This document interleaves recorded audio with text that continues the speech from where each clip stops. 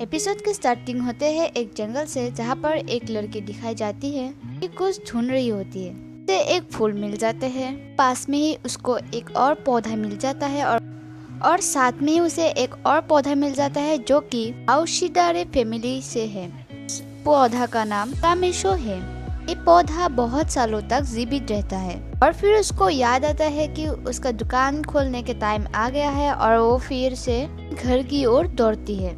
फिर दिखाया जाता है प्रिंस राज के महल में। यहाँ पर प्रिंस राज एक लड़का को आईना बोल के पूछ रहा होता है कि इस धरती में सबसे सुंदर लड़की कौन है। और फिर प्रिंस राज के पीछे खड़ा हुआ लड़का प्रिंस को बोलता है कि ये आदमी मिरर नहीं है, ये बस एक छोटा सा लड़का है। उसके बाद प्रिंस राज बोलता है इस लड़का ने जो कुछ भी देखा वो सब तुम्हें अच्छे से बयां करे। और फिर प्रिंस राज के पीछे जो लड़का खड़ा था उसका नाम सिसाकी है और प्रिंस राज के पीछे जो लड़का खड़ा था जिसका नाम सकाकी है वो बोलता है कि के सामने किसी का मजाक करना अच्छा नहीं होता है। फिर प्रिंस राज उस लड़का को बोलता है जो खबर लेके आया था वो बोलने के लिए, और वो लड़का प्रिंस राज को सबसे सुंदर लड़की के बारे में बोलता है। वो बोलता है कि उस लड़की का हेयर बहुत लाल है, उसका नाम शिरायुकी है। उसके बाद सीन शिफ्ट होते और हमें दिखाया जाता है शिरायुकी पर, जहाँ पर वो काम करती है एक मेडिसिन की दुकान पर। और इधर हमें पता चलता है कि वो पौध और फिर वो देखती है कि प्रिंस राज के महल से एक आदमी आया है उसे न्योता देने के लिए खेल बनने का, तब प्रिंस राज के पत्नी बनने का। तब वो बोलती है कि ये तो बकवास है, बोलती है कि ऐसा कभी नहीं हो सकता है कि प्रिंस राज एक सामान्य लड़की को पसंद करे, इससे वो सिर्फ शर्मिंदा ही होंगे। तब वो लड़का बोलता है कि प्रिंस राज अब तुम्हें पसंद करता है। और फिर वो लड़का शिरायुकी को कल अच्छे से तैयारी होके महल आने के लिए बोलती है। और फिर बहुत टाइम तक शिरायुकी वही बातें सोचने लगती है और फिर वो सबके लिए दवाई बना के एक एनवेलप में रख देती है। और फिर वो अपना हेयर काट देती है और फिर वो तन बरुन छोड़ के चली जाती है। और फिर वो जंगल के बीच में एक घर दिखती है और वो आवाज लगाती है और वो वही सो जाती है। और वहाँ पर एक लड़का आ जाता है और शिरायुकी उस लड़के को देख रहा होता है। में दिखाया जाता है वो लड़का गिर जाता है, ये उसका दोस्त भी आ जाता है। शिरायुकी उन सबको देख रहे होते हैं। फिर वो लड़का शिरायुकी को पूछती है कौन हो और इस जंगल में क्या कर रहे हो। बोलती है कि वो कर, लेकिन वो फिर से वो उस बात पे ही रुक जाती है और फिर से बोलती है बस सड़क से जा रही थी और मैं यहाँ पहुँच गई। फिर वो लड़का शिरायुकी का छड़ का कपड़ा हटा देता है, उसका बाल निकल आता है जिसमें, यानी वो लड़का देख के बोलता है इसका बाल बहुत अजीब है। और वो देखती है कि उस लड़का का हाथ में चोट लगा है। और फिर वो बोलती है मैं हर्बलिस्ट हूँ और वो बैग से कुछ दवाई निकालती है। वो बोलता है मुझे नहीं चाहिए, शायद वो जहर हो जो तुम मुझे देना चाहते हो। और फिर वो लड़का शिरायुकी के बातों में विश्वास नहीं करता है। फिर शिरायुकी को सोचने लगती है और उस लड़का के तलवार को अपने हाथ में मारती है, जिसके वजह से उसके हाथ में भी चोट लग जाती है। और वो दवाई अपने में लगाने लगती है जिससे उसको प्रूव हो जाए कि उसका दवाई कोई जहर नहीं है। वो सब देख के एक लड़का हंसने लगता है। फिर वो लड़का भी हंसने लगता है जिसका नाम जैन है।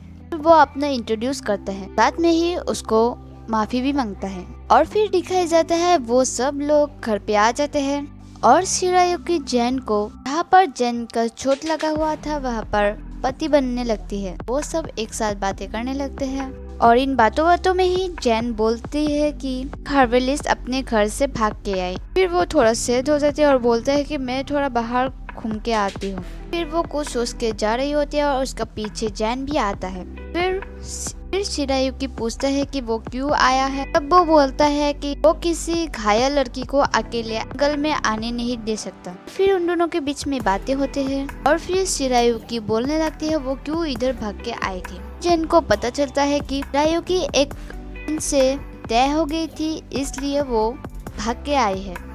वो बोलती है कि उसका बालों की वजह से प्रिंस उसे पसंद करते हैं। फिर वो बोलती है कि अगर वो प्रिंस की बात मान लेती तब उसे लगता कि वो उसे खरीद लिया है। इसी कारण से वो इधर भाग के आए थे और उसका बाल भी छोटे कर लिए थे। फिर जैन उसके बातों से हंसने लगता है और फिर जैन बोलता है कि तुमने जो किया अच्छा किया, तुम्हारा ये बाल का कलर बहुत खास है। रेड कलर को भाग्य का कलर माना जाता है। इधर उन दोनों के बीच में बातें होते हैं और दूर से ही उसका दोस्त जैन के दोस्त उन्हें देख रहे होते हैं। फिर वो बोलती है शायद जैन भी उसे पसंद करने लगती है और वो लोग देखता है कि उनके घर के आगे एक बक्सा होता है जहाँ पर शिरायुकी के रिबन भी बांधे हुए हैं। देखकर शिरायुकी शौक हो जाते हैं और वो कपड़ा उस बक्से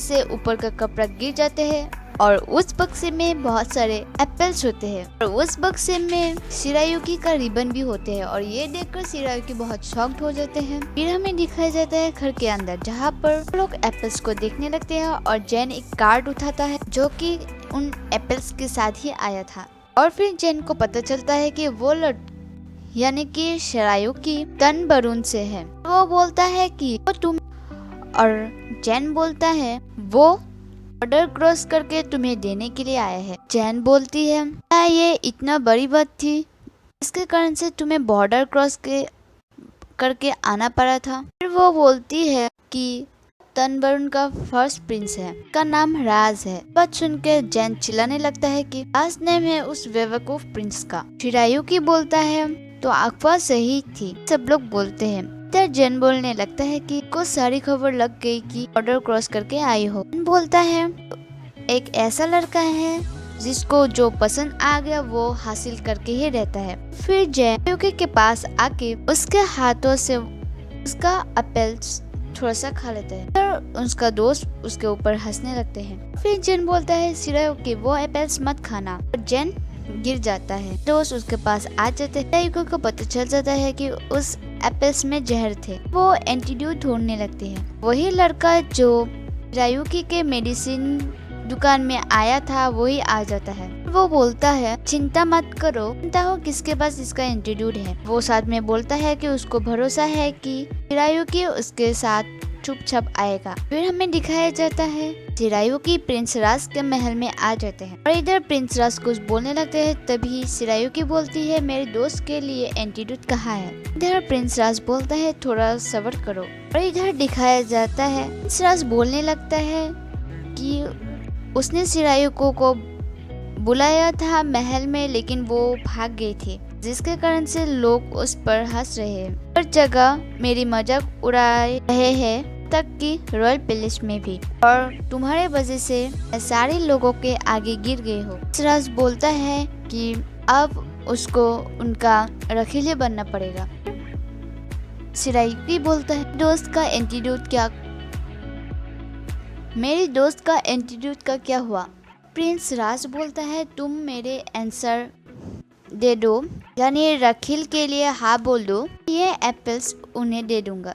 और इधर प्रिंस राज उस यानी कि शिरायुकी के पास आता है और उसे छूने लगता है। शिरायुकी जैन के बातों को याद करने लगते हैं। वो प्रिंस के हाथों में एक मारते हैं कारण से प्रिंस राज को गुस्सा आता है।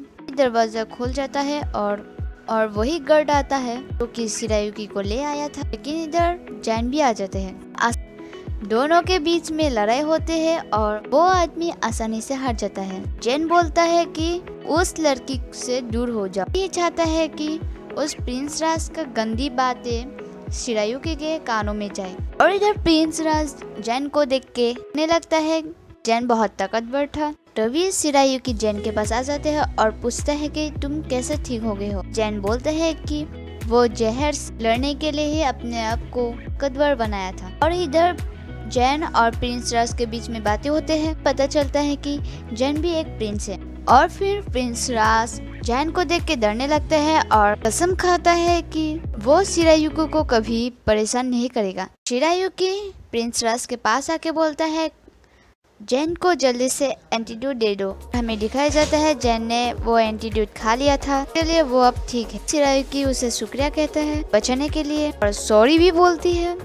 उसके वजह से ही जैन को जेल खाना पड़ा था। और उन सब के बीच में बातें होते हैं। जैन शिरायुकी के पास आके लगते है कि क्या तुम्हें पता है मैंने जंगल में तुम्हें क्या कहा था।